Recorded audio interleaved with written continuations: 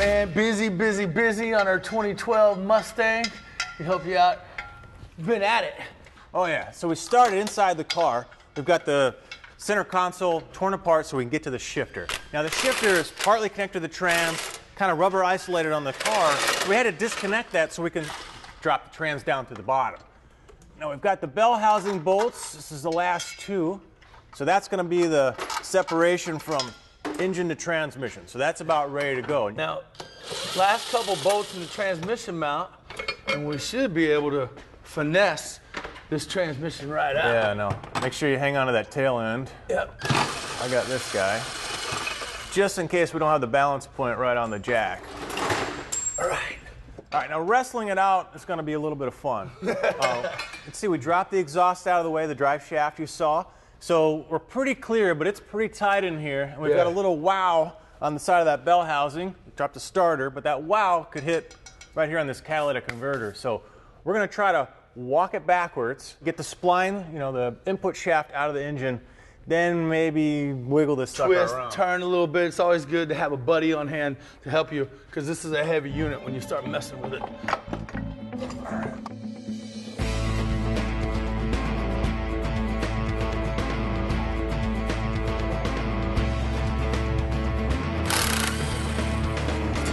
right. There you go. Showed friction material there. You'll see this new one.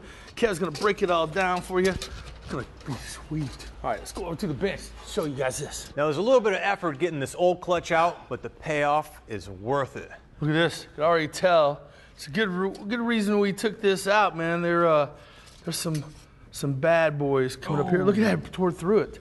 Wow. So you can see that, no good. You can see the damage here on the pressure plate. So we got it just in time, but we're not going to replace it with a stock clutch. No, sir. No. Look at that. Check this out. Yeah, this is a Power Force twin disc clutch from Ace Racing.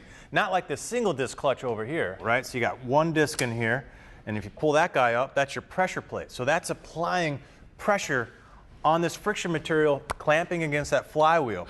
Now this big old heavy thing, if you look at it, pull that guy up. Yeah. Right?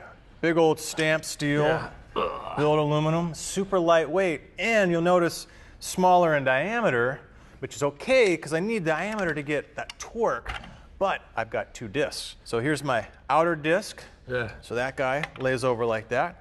I've got this inner friction plate here, floater, and you can see we've got these little tie straps here that keeps the vibrations down, keeps this guy nice and locked in.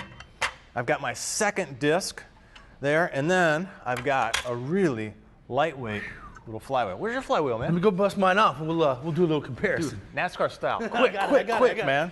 So what's nice about all of this setup, one, you got a ton of clamp loads. You can handle a whole lot of horsepower on this guy. But because you've got stacked friction plates, you don't need a ton more clamp load, which means pushing it with your foot. So you don't have the burning calf. Everything happens by stacking friction instead of increasing spring rate. Now the inertia part is huge. So this guy not only is light, but it spins up quicker. So you'll notice as soon as you get in the car and you rev the engine, zing, zing, the engine revs up fast, the vehicle moves faster. You can pick up a lot of potential horsepower that way. So this big old heavy versus aluminum, lightweight guy, right? Yeah. Finger light, so the whole system lets your car act like a race car. And nothing wrong with that. There's nothing wrong with that. No. Now you want to make some decisions, right? You can get really carried away on clutches. You can get a lot of performance out of them, but you can lose drivability. So make sure you know what you're walking into. With a really lightweight system, it's great for rev matching on downshifts. It's great for picking up speed. So you get that quick spool up, that low moment of inertia. And what's also kind of neat is, I'm just going to set these down here real quick, so I'm not going to line up all the pins. Okay. But if you look, you still got the same torsion springs on your clutch discs. So what's that going to do? Now that pretty much takes a lot of the shock and absorption out, and you got a lot of crank torsional. So each time you fire the cylinder, your crank is actually pulsating. Sure. So you get gear rattle when you engage and disengage, let on and off the throttle. Those springs can help take a lot of that load out.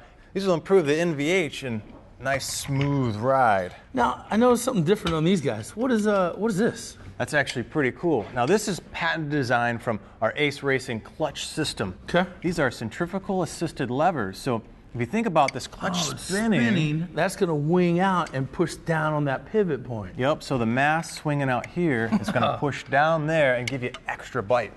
Great torque capacity. Additional performance there without that push on the pedal. Exactly.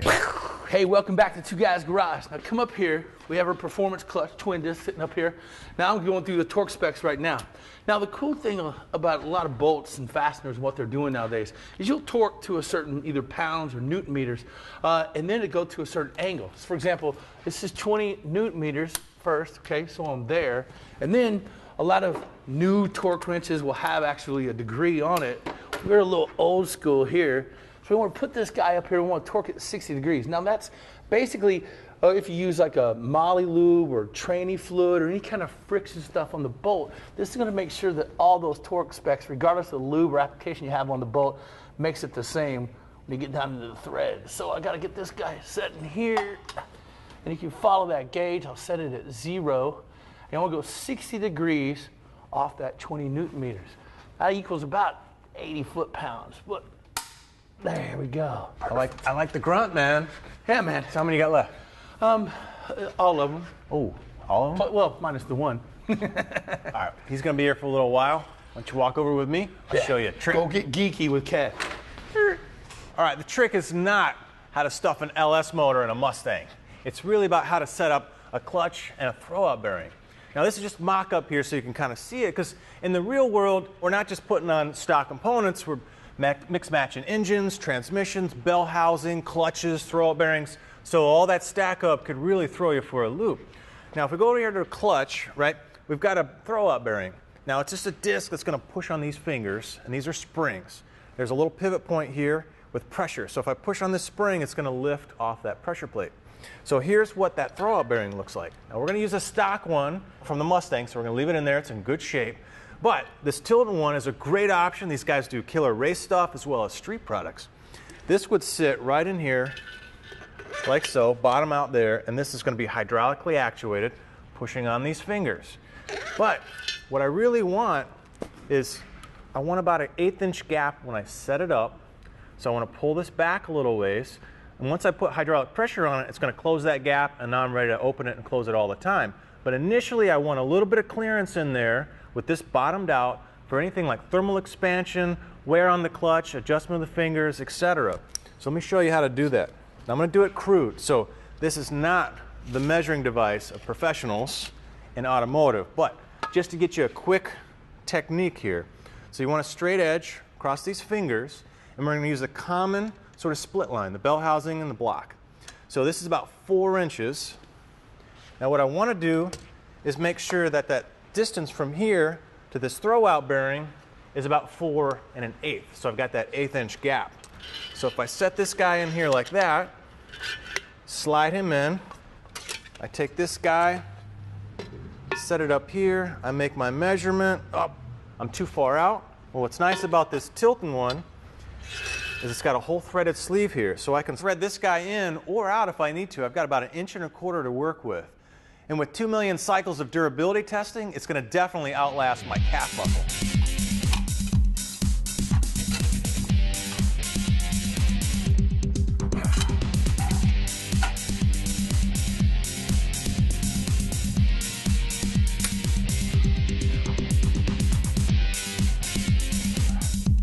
We have it clocked a little towards the passenger side of the car because we didn't take this cat off. Instead, those bolts are kind of frozen on there. So what we got to do is try to manipulate it around this cat and this horn. Good luck with that, right?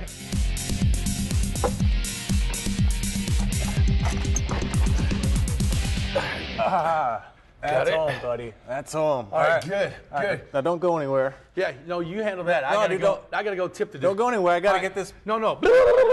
This one bolt in here. You don't be ashamed to put a lot of grunt work in that performance clutch, getting that exhaust routed, but not do some of the easier stuff like cold air intake, pick up some horsepower. So let me show you the old system and then how we're going to modify it with our new one. So this is our air box, panel filter inside. Actually has a breathing port for the cold air to get into the original box, which is a nice feature. And we're going to retain that as we go forward. But that air comes through here. We meter it with a mass sensor. We've got a symposer, which is Ford's way of actually pumping in some of these nice intake throaty noises into the cabin when you hit that throttle pedal. And then you got PCV. Pretty simple stuff. So it's all disconnected, ready to pop out for you guys to see. So let's get this guy up here, and I'll show you the new one. Now this is from Air Raid. Really nice kit, and I'm going to show you some cool features that I like. So we've got all the connections that we need. So some poser, PCV. We've got different caps, quality fittings, so we can configure it to eliminate it, keep the sound quality in there however we want. Well, the other things that I like, in the air box, we're retaining that same cold air intake part, which is cool. It's got a nice seal lip here, so it seals to the hood, but when you pop the hood, you get to see that cool filter.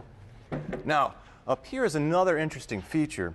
So if I pop my mass sensor off, so normally I just take this out, drop it in here, and I'm good to go. But because I'm a bigger diameter, which I can make more horsepower with, I'm not calibrated anymore for this sensor to this diameter. So normally I'd have to go do a tune. But if you don't want to do the tune right off the bat, let's say you just put the cold air on, you haven't done exhaust, you haven't done a header, right? You can put this little guy in here. This is a modular Venturi tube. You can set that guy in there. It is the same diameter as the original. Ooh. You put your sensor back in, and you're all set for a stock cow. Everything bolts up, you're ready to go. But when you do upgrades, pop this guy back out, pick up a few more horsepower. Kind of cool setup. That is an awesome little trick, man. I like the whole thing because it's no drilling, it's all bolt on, easy on, and you get a choice of filters. You get the traditional oiled filter, the red one, or the Synthomax in the red, blue, or black. Yeah, great American-made system, ready to make some power.